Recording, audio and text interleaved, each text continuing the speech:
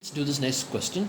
So here in this question there are dependent sources. Okay, the question is find the mesh currents in the given network. All right, so this in this problem you can see there are dependent sources, that is Ix and Iy. Okay, and then these are dependent voltage sources. Dependent voltage source, how do I know it's a dependent source? Because the sources have the shape of a diamond. It's a diamond shaped sources, right? So if you see a diamond shaped source, immediately you should understand it's a dependent sources, right? Dependent. And how do I know that this is a voltage source? Because there is a plus and a minus inside the diamond. That's how I know it is a voltage source. Okay, see, because if it is a dependent voltage source, it will be a diamond shape with a plus and minus, positive terminal and negative terminal.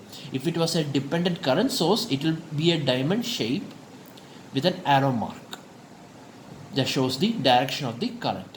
This is how a dependent current source is represented. This is how the dependent voltage sources is represented. Okay, so why it is called as dependent is because the value of the voltage source depends on the voltage or current of some other location, right? For example, this is a dependent voltage source, right? Dependent, and in this voltage source the value of this voltage source is Ix.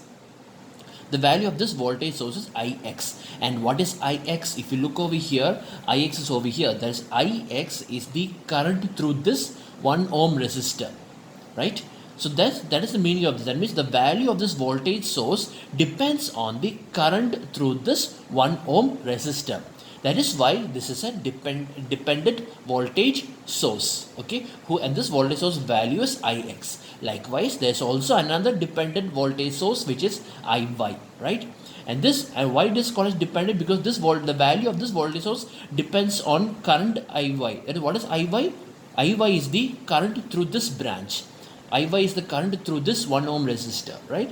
So the value of this voltage source is Iy, and the value of this voltage source is Ix. Now the question is find mesh currents. Finding mesh currents means find the value of I1, find the value of I2, and find the value of I3.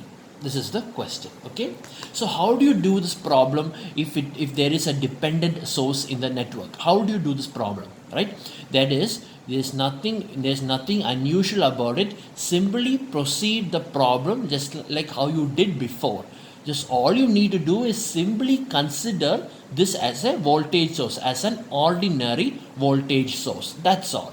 Simply consider this as a normal voltage source and simply write your equations. The only difference between this problem and your previous problems is that in the previous problem, there are only three unknown variables, right? I1, I2, and I3, right? There are only three unknown variables. So in order to find these three unknown variables, you need to have three equations, right? But in this problem, there are three unknown variables plus Iy and Ix, which means there are totally five unknown variables: I1, I2, I3, Iy, and Ix. So that means there are five unknown variables, which means you need to have five equations. That's all. That's the only difference between the problems having a dependent voltage source and problems that does not have dependent voltage source. Okay, so let's write the equations over here. Just assume this is a normal voltage source. That's all. Okay, so let me write the equation for mesh 1, equation for mesh 1.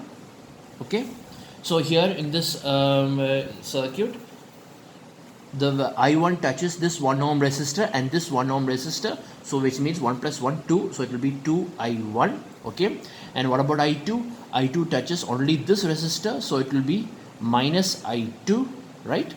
Is equal to, there's no I3, there's no I3 over here, right? So I1 and I2 only is equal to now the voltage source. What about the voltage source? How many voltage sources are there in this mesh 1? There are two voltage sources, right? This 5 volt over here and this Iy over here. So what about this 5 volt over here? This 5 volt over here, see, since the direction of I1 is like this, which means this 5 volt, this positive terminal of 5 volt is actually generating I1, right? Generating I1. So therefore it is plus 5. And what about this voltage source Iy voltage source. What about this voltage source? In this voltage source, this I1 is going into the positive terminal. That means this positive terminal is not generating I1, it is opposing I1. So therefore it is minus IY. This is the equation of mesh 1. Okay. Now let's write the equation for mesh 2. The equation for mesh 2. Right. So in this mesh 2, like I said, which equation you are writing, that current will be, that which mesh equation you are writing, that current will be positive and the remaining currents will be considered as negative. So here this is mesh 2, so therefore I2 is positive, I1 and I3 are negative. And what about I1? I1 touches only this resistor over here, right? So therefore it is minus I1. Okay. And what about I2? I2 is touching this one, and this one. What is 1 plus 1 plus 1, which is 3. So it will become plus 3I2. And what about I3? I3 is touching this one, right? So minus I3 is equal to, that's it, right? Now voltage source. And what about the voltage source? There are two voltage sources, IY and IX. And the positive terminal of IY is actually generating I2, right? Because this I2 is coming out of the positive terminal. That means this positive terminal is creating I2, which means is creating I2. That means IY is positive. So the voltage source IY is positive. What about the voltage source IX? This I2 is going into the positive terminal. See, it's clockwise direction, right? So it is going into the positive terminal, which means this positive terminal is not creating current, it is opposing current. Therefore, it is minus IX. See, this is how you write the equation. Equation for mesh 2. Now let's write the equation for mesh 3. Equation for mesh 3. Oh, for equation for mesh 3, you don't even to apply Kirchhoff's voltage law, because there's already a current source over here, right? Which means in this branch, the current in this branch is I3, and according to your question, the current in this branch is also 1 ampere going in the opposite direction. This I3 is going downwards, but this current source is going upwards. Therefore, the equation for mesh 3 is nothing but I3 is equal to minus 1. This is the equation for mesh 3. Very simple, right? So now we found the 3 equations, but like I said, we need 5 equations, right? So now I have written the equations for I1, I2, I3. Yes, I have written the mesh equations. Now I need to write the equation for Ix and Iy. Okay, so let me write the equation for Ix and Iy. So what is the equation for Ix? You see over here, you need to first understand what is Ix. Just simply understand what is Ix. So what is Ix? Ix is the current through this branch, or Ix is the current through this 1 ohm resistor. But you already know that the current through this branch is I1, right? The current through this branch is I1. So what do you understand from that? It's nothing but Ix is equal to I1. See, very easy. Ix is equal to I1. So you found the equation for Ix. Now next is, now you need one more equation, right? Now 1, 2, 3, 4. 4 equation. You need one more equation. That is, you need to write the equation for Iy. So this is Iy equation. So what is the equation for Iy?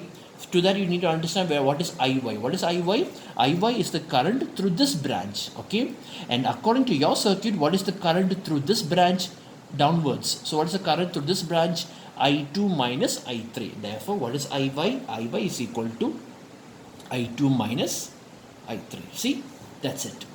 This is how you write the equations. Now what you need to do is, you need to simplify these 3 mesh equations using these 2 equations. Just simplify it. Let's remove all the dependent names from here. Let's remove Iy and Ix from this equation. Write this equation only in terms of I1, I2 and I3. That's all. This equation becomes more simple. So in the equation, in equation 1, what I'm going to do is, equation 1 becomes, I can write like that, right? Equation 1 becomes, right, keep it simple, 2I1 minus I2 is equal to 5 minus, now what is, and what is Iy? Iy is I2 minus I3. But look over here, I3 they have already written this minus 1, right? I3 is equal to minus 1. So maybe I can write this as I2, Iy is equal to I2 minus of minus 1 is plus 1. So I can say that Iy is equal to I2 plus 1, right? Simplify it. Iy is equal to I2 plus 1. So therefore, 2I1 minus I2 is equal to 5 minus and Iy. And what is Iy? I2 plus 1. So which means it is minus I2 minus 1. Okay, I2 and I2 will get cancelled, so you will have I2 and I2 get cancelled, so you will have 2I1 is equal to 5 minus 1 is 4, or I1 is equal to 2 amperes. So now you found the value of I1. You found the value of I1 is equal to 2 amperes. You already found that the value of I3 is minus 1, right? So that also you already found. So now you need to find only the value of I2. Now how do you find the value of I2? From this equation. So let's use that equation. So equation 2 becomes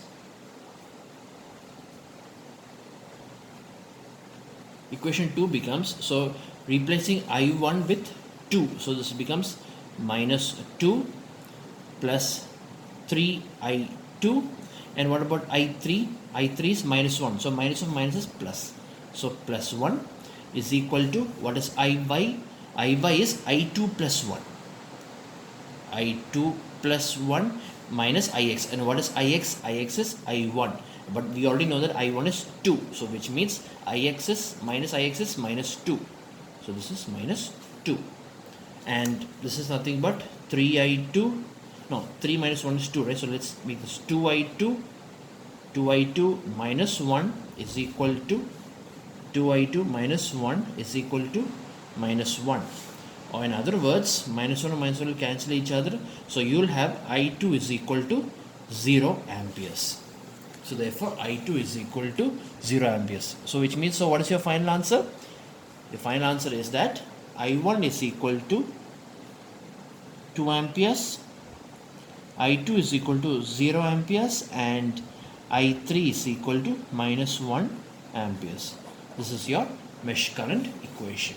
Okay.